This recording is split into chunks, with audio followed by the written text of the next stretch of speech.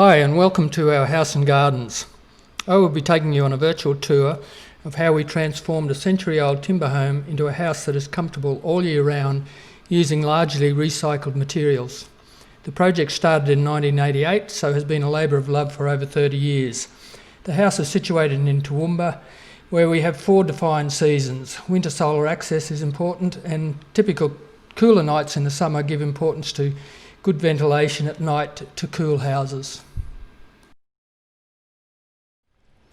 This is a floor plan and photos of the original house as it was when we purchased it. A fairly typical floor plan for houses from this era, with 3 bedrooms and a hallway leading to the living area, and no attention given to winter solar access to the living areas. The southern veranda was enclosed with timber slatted blinds, which made the lounge room very dark. The eastern veranda had been partly enclosed with louver windows, but was not lined internally.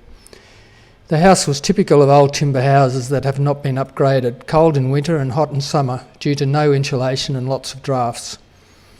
Energy usage was not high, as it was impossible to heat the house in winter, so we would rug up beside the open fireplace. The only sign of an attempt to make the house more thermally comfortable was the addition of aluminium awnings to the east-facing windows of the partly enclosed veranda. The awnings provided little benefit because the veranda was not lined internally. The 1,200 square metre block of land was almost completely devoid of trees and gardens, which gave us the opportunity to plan the landscaping to suit our needs. I'll talk about this further on in this video. This is a floor plan of the renovated house, which has been completed in stages over the last 32 years. The priority with the design was for winter solar access to the main living room, which is important in this climate. The first stage of the renovations was to remove the ugly aluminium awnings on the eastern veranda. There was a temptation to restore the veranda to its original, which would have been open with a timber balustrade.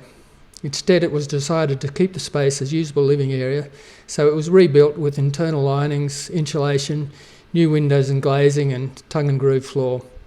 Stage 2 was the addition of the dining and family room, as well as the renovated bathroom and laundry toilet area. Stage 3 saw the addition of the western deck and addition of a walk-in robe and ensuite to the main bedroom, which was located within the existing veranda. Although labelled dining on the floor plan, this room is the most used room in the house, especially in winter, because of the north-facing windows and outlook to the gardens. Drapes to the windows insulate the standard glass on cold nights. In summer, the top awning windows are opened at night time to allow cooling of the space in readiness for the next hot day. On hot summer days, as soon as the outside temperature exceeds the internal temperature of the room, the windows are closed. The new building work was completed almost solely with recycled materials to match the original house. The exception was the roof trusses, insulation and roofing.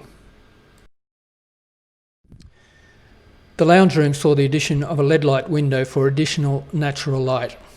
We have also added a skylight and, since this photo was taken, a ceiling fan. The room is seldom used in winter because of the more thermally comfortable main living area. The old fireplace remains, but is never used because it is so inefficient for heating the room. This is the eastern enclosed veranda looking out to the northeast.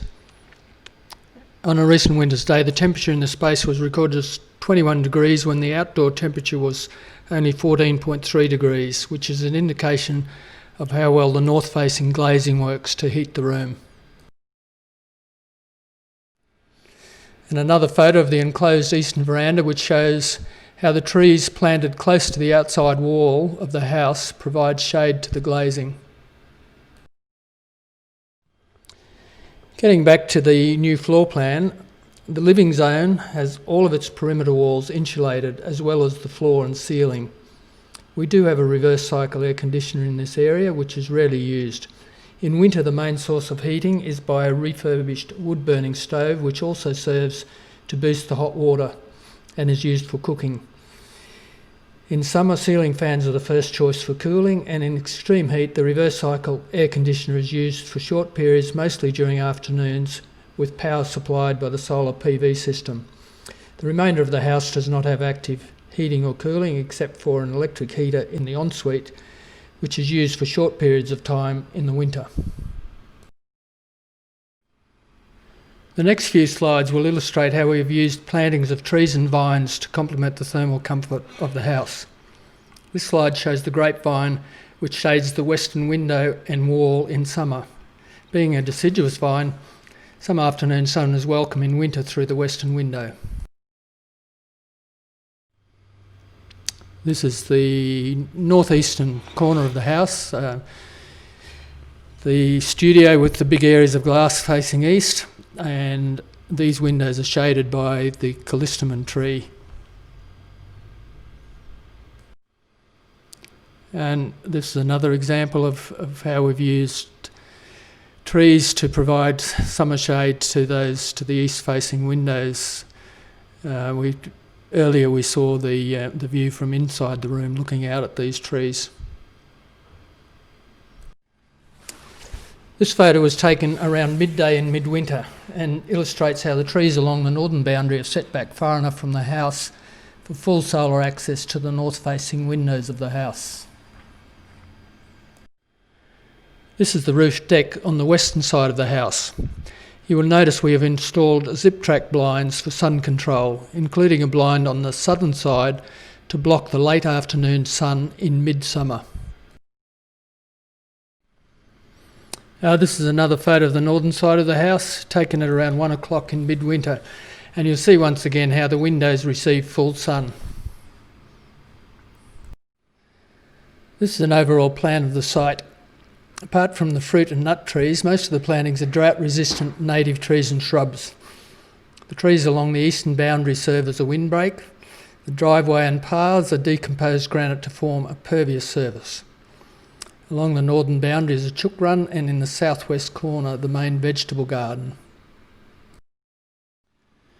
Moving on to our rooftop solar installation, we have two systems, a 1.5 kilowatt north-facing array and a 2.7 kilowatt west-facing array, giving a total of 4.2 kilowatts.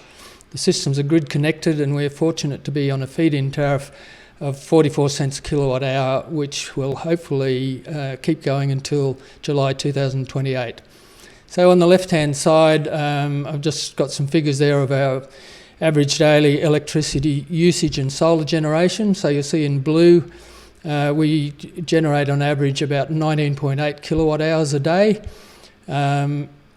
Household usage during the day is around the 4.5 kilowatt hours, so we export to the grid 15.3 kilowatt hours. This is way in excess of what we import from the grid, which is around 4.6 kilowatt hours per day. In terms of annual savings, household usage during the day direct from the solar, we save around $427 a year. And with the generous feed-in tariff of 44 cents a kilowatt hour, we save around $2,457 annually. So the total savings around $2,884. In terms of rainwater harvesting and usage, we have a total storage capacity of 25,000 litres or 5,500 gallons. The rainwater is connected to the house, and is generally used for the vegetable garden, which is very useful at times of water restrictions.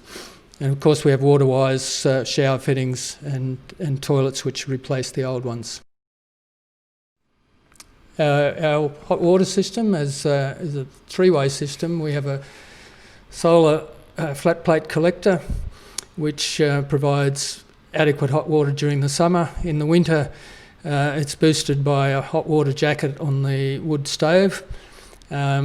Occasionally, we use an electric booster for which we've got a manual override switch with a timer. We've used recycled materials extensively for the renovations, including wall and floor framing, internal linings, kitchen and bathroom cupboards and bench tops. This has allowed us to complete the renovations in keeping with the old original house. Hardwood timber has been used for floor framing and external weatherboards, and most of the internal wall linings and bench tops, etc., are hoop pine. Just to wind up this presentation, here's a quick glimpse of some of the organically grown produce that we harvest from our garden.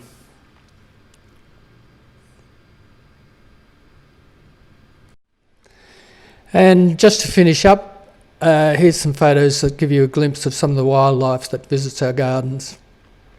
I hope the video will give others the inspiration to live more sustainably. Thanks for watching.